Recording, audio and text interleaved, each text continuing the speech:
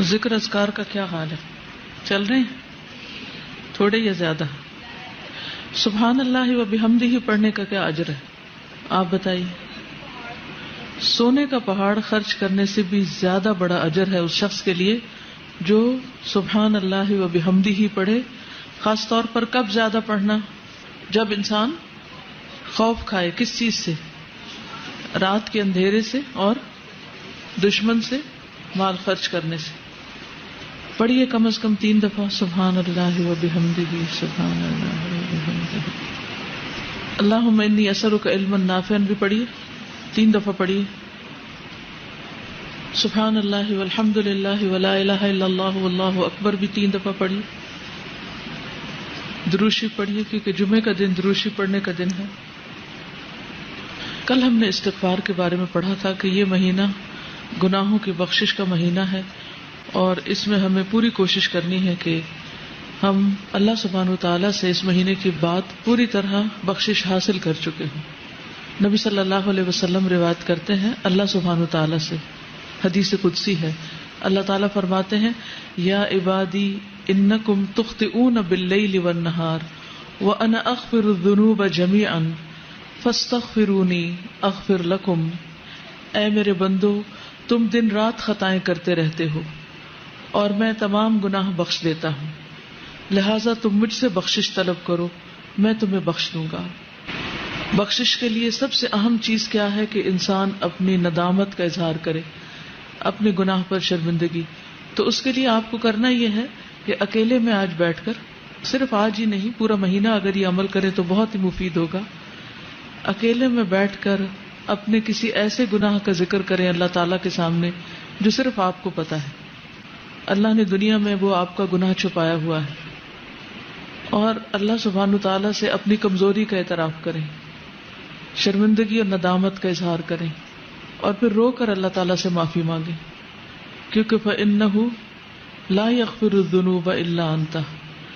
اللہ کے سوا کوئی بھی ایسا نہیں جو گناہوں کو معاف کر سکے.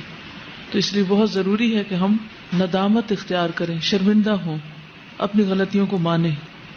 اور جب ایک انسان غلطی مان لیتا ہے تو پھر التائب من الذنب کمن لا ذنب لہ، انسان اتنا صاف ہو جاتا ہے گویا اس نے کوئی گناہ کیا ہی نہیں. کمن لا ذنب لہ. اسی طرح توبہ کے لیے اگر کوئی کبیرہ گناہ سرزد ہو چکا ہے زندگی میں، پاسٹ میں، جو آپ کو ہانٹ کرتا رہتا ہے، بار بار آپ کو پریشانی ہوتی ہے، تو اس کے بارے میں کیا کرنا چاہیے؟ رسول اللہ صلی اللہ علیہ وسلم نے فرمایا جب کسی بندے سے کوئی گناہ سرزد ہو جائے پھر وہ اچھی طرح وضو کرے، پھر کھڑا ہو اور 2 رکعت نماز ادا کرے، پھر اللہ تعالیٰ سے بخشش مانگے تو اللہ تعالیٰ اسے ضرور معاف کر دیتے ہیں. پھر آپ نے یہ آیت تلاوت فرمائی والذین اذا فعلوا فاحشة او ظلموا انفسهم ذکروا اللہ فاستغفروا لذنوبهم ومن یغفر الذنوب الا اللہ ولم یصروا علی ما فعلوا وهم یعلمون. اور پرہیزگار وہ لوگ ہیں کہ جب ان سے کوئی بے حیائی کا کام ہو جائے، انسان ہے نا غلطیاں ہو جاتی ہیں اور بعض اوقات تو ہم ریئلائز بھی نہیں کرتے کوئی غلطی ہو چکی ہے، یا وہ اپنی جانوں پر ظلم کر بیٹھے تو وہ فوراً اللہ کو یاد کرتے ہیں، دیر نہیں لگاتے اور اپنے گناہوں کی معافی مانگتے ہیں. اور اللہ کے سوا اور کون ہے جو گناہ معاف کر سکتا ہو؟ اور کون ہے؟ کوئی بھی تو نہیں. ساری دنیا بھی اگر ہمیں پاک باز پاک دامن قرار دے دے اور یہ کہے کہ آپ تو بہت ہی نیک لوگ ہیں اور سرٹیفکیٹ جاری کر دے اور ایوارڈ اس پر دے دے ہمیں کہ ہم نیک ہیں، لیکن ہم نیک نہیں ہو سکتے جب تک کہ ہمیں اللہ سبحانہ تعالیٰ کی طرف سے نجات کا پروانہ نہ مل جائے.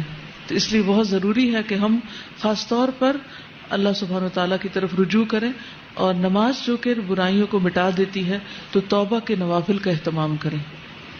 یعنی جب بھی دل میں پریشانی آئے کسی گناہ کی تو اس کے علاج کے لیے نفل پڑھیں، اور پھر وہ دانستہ اپنے کیے پر اصرار نہیں کرتے، یعنی جو غلطی ان سے ہو گئی اسے بار بار دہراتے نہیں. اس استغفار کا فائدہ کیا ہوگا؟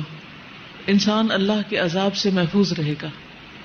آپ بڑی بڑی پریشانیوں سے، تکلیفوں سے، بیماریوں سے، حادثات سے محفوظ رہیں گے. نبی صلی اللہ علیہ وسلم نے فرمایا العبد آمن من عذاب اللہ ما استغفر اللہ. بندہ جب تک اللہ سے استغفار کرتا رہتا ہے اس وقت تک اللہ کے عذاب سے محفوظ رہتا ہے. جیسے قرآن مجید میں بھی آتا ہے نا کہ اللہ ان کو عذاب نہیں دے گا جب تک کہ وہ استغفار کرتے رہیں.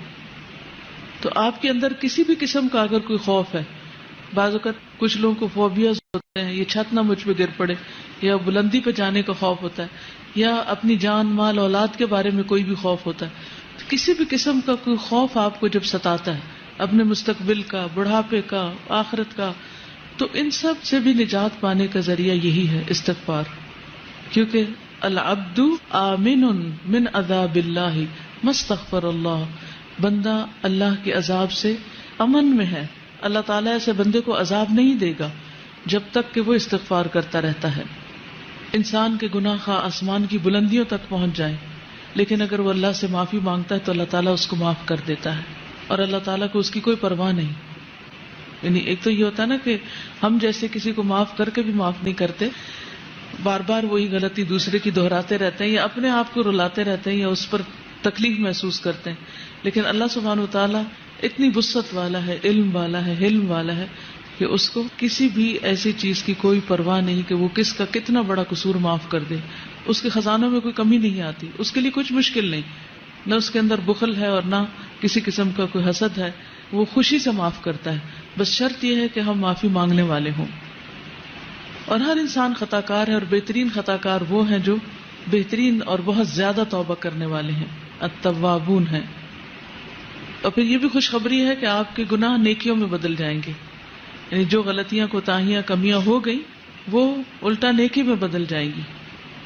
اور خصوصاً جب انسان استغفار کرتا ہے اور جیسے کوئی نیا مسلمان ہوتا ہے. اسی طرح اپنی بک آف ڈیڈ کے بارے میں کبھی کبھی ہمیں ضرور فکر لگتی ہے کہ پتہ نہیں اس میں کیا لکھا ہوا کس درجے کا سامنے آئے گا، اور اسے دیکھ کر ہماری کیفیت کیا ہوگی، ہمیں اتنی شرمندگی ہوگی، ہم اسے فیس کر سکیں گے یا نہیں.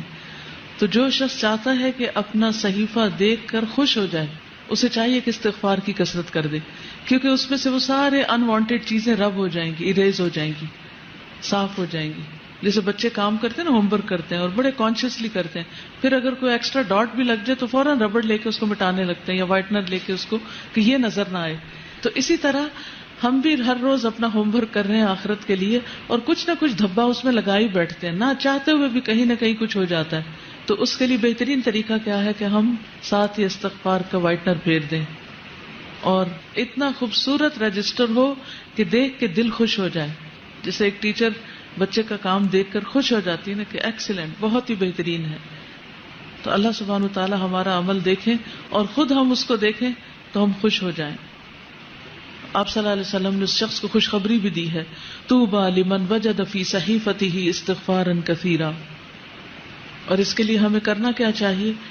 اپنی زبان میں بھی استغفر اللہ کہیں، اللہ سے معافی مانگے، اور مختلف جو استغفار کی دعائیں ہیں ان کو پڑھیں. انشاءاللہ ایک نیا کارڈ بھی بن رہا ہے جس میں سارے استغفار قرآن مجید سے اور مسنون جتنی بھی دعائیں استغفار کی ان سب کو جمع کریں، تاکہ کوئی کسر نہ چھوڑیں اللہ سبحانہ وتعالیٰ سے معافی مانگنے کی ہر طریقے سے. کیونکہ بعض اوقات ہوتا ہے نا، ایک انداز میں بات کرنا اللہ تعالیٰ کو پسند آتا ہے، اور بعض اوقات ایک اور انداز میں زیادہ افیکٹو ہوتا ہے. تو ہمیں نہیں پتا کہ کون سا طریقہ اللہ کو زیادہ پیارا ہو، تو ہم سارے طریقے اختیار کر لیتے ہیں تاکہ اللہ تعالیٰ ہمیں معاف فرما دے.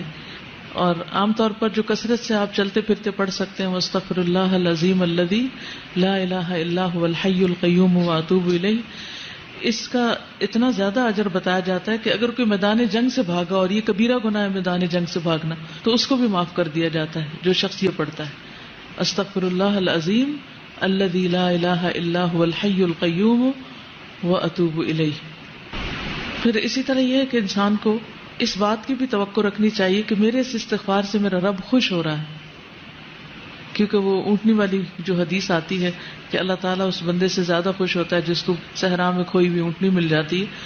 تو جب ہم استغفار کرتے ہیں تو یہ کوئی معمولی فعل نہیں ہے، اللہ سبحانہ تعالیٰ اپنے بندے سے راضی ہو جاتے ہیں، خوش ہو جاتے ہیں. اور پھر آئندہ کے لیے گناہوں سے ڈرتے بھی رہنا چاہیے. یہ نہیں کہ انسان دلیر ہو جائے کہ اللہ تعالیٰ خوش ہوتے ہیں تو پھر میں اور جی بھر کے گناہ کر لوں.